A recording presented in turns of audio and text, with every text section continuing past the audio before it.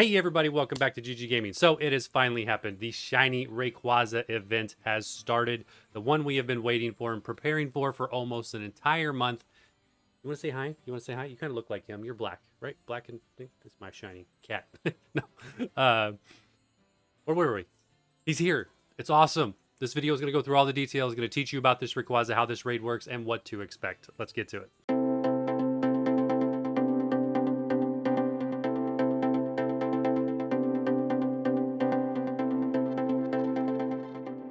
All right, so for our Rayquaza, here we go. This is the one from the raid, so we'll do what we always do. We'll go through the details, talk about the summary, exactly what you are going to expect in this 5-star Tera Raid if you have not battled it. And if you have, you probably realized it's not too hard if you're using level 100 Pokemon. If you're using stuff less than level 100, you might have a little bit of a challenge. So this video will probably be more of value. But here we go. So this is the one I captured from the raid, and of course we did use a Beast Ball just for fun. It's always good to use a unique Pokeball when you get something like this. It truly is probably a one time only ever to come to this game. So with the Shiny Rayquaza event here. So he is a dragon flying type by nature. He is a dragon type Tera boss. So the only thing you have to worry about is that dragon typing, which means he is going to be weak to 3 things: ice, other dragons, and fairy type Pokemon. We'll show you a couple good ones that I have that I've figured out that work really, really well. We'll show you an ice. We're going to show you a fairy as well as a normal. So check out the showcases. We'll get to those at the end of the video and show you exactly which ones we're going to do. But here we go. So over to the move pool, what to expect from this Rayquaza. Essentially, you're going to have the Dragon Pulse, the Hurricane, the Earthquake, and the Extreme Speed. He's a little split in half. He's got 2 physical moves and 2 special moves. So take a look at these. Dragon Pulse and Hurricane are both special. Earthquake as well as Extreme Speed, both physical. So a little bit of balance there for him. You're not going to be able to prepare aggressively one way or the other when you're fighting this Rayquaza. Hurricane, by and far, the most annoying move that he has because it can cause confusion. Solved incredibly easy by putting a covert cloak on whatever Pokemon you're using. Therefore, Hurricane will not trigger. You're not going to get confused. You're good to go. So, not an issue. But if you are struggling with Hurricane and getting confused a lot, put a covert cloak held item on your Pokemon, and you'll be all right. All right. There we go. There you go. Crystal Caverns, level 75. He's a level 75 as a 5-star raid boss. No ribbons, etc., etc.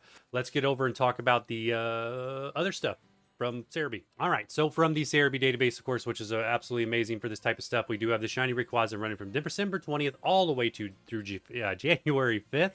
Cannot talk. So he's going to do the entire Christmas holiday plus New Year's.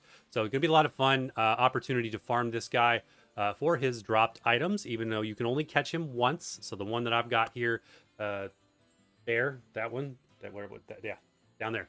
That one is the one and only one that I am going to get from this game. Of course, I do have another one from Pokemon Go.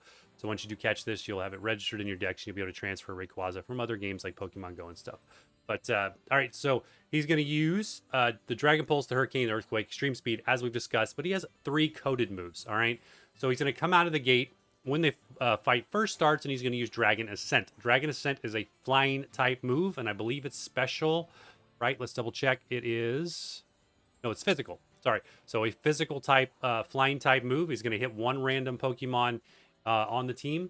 Other than that, not a big deal there. He typically will hit one of the NPCs. And even if he does hit you, it doesn't do a lot of damage. Draco Meteor, he's going to use a little bit later. So let's see. He uses Draco Meteor at 76% time. If you're using a fairy type Pokemon, by the way, fairy type is immune to dragons, so you will be absolutely immune to that Draco Meteor. Draco Meteor also comes with the added effect that it drops his special attack -2 stats. So he's only going to use that once, and then it's going to knock down that special attack, making Hurricane weaker, etc. But he clears his stats right in that same time frame. Wait, I cannot talk. Clears his stats right at 75% time as well. So it's typically throws the Draco Meteor, then he clears his stats, and getting that special attack right back. He will use Dragon Dance as a coded move, which again means it just uses it 1 time, so it doesn't get out of hand. At 50% HP.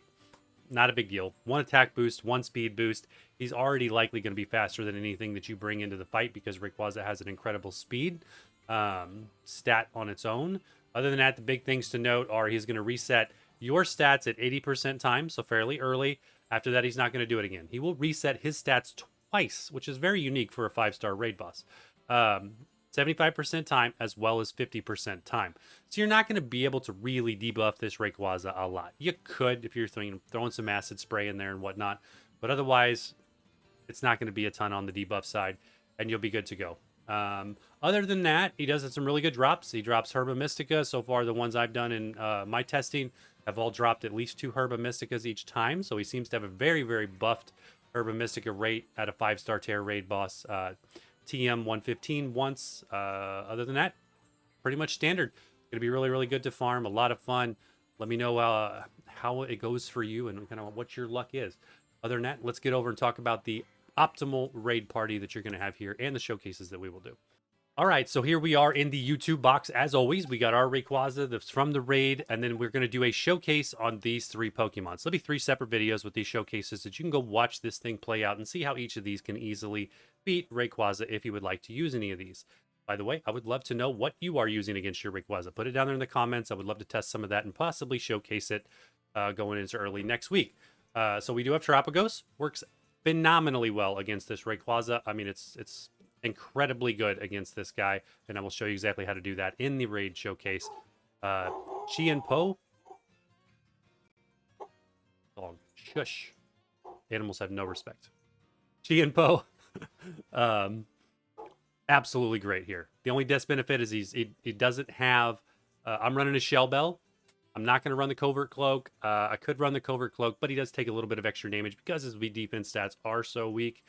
Speaking of which, Rayquaza's defense stats are pretty much non-existent, so everything you hit him with will hit fairly hard, because I forgot to cover that back there in the overall summary.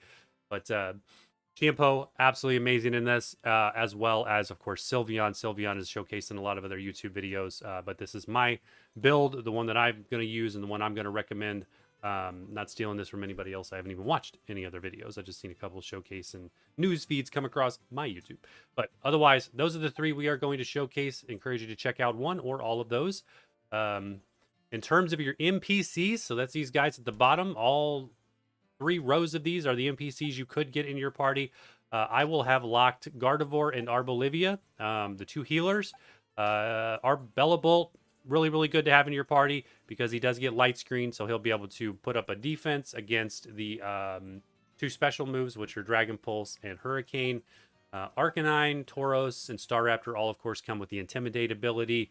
You can have any one of those in your party. They'll work really, really well to knock down that attack stat, which will then knock down the 2 physical moves. 3 physical moves, because it technically would take... This would trigger before he uses Dragon Ascent in the beginning of the fight, so you get a little bit of benefit there. But otherwise, the NPCs don't really matter.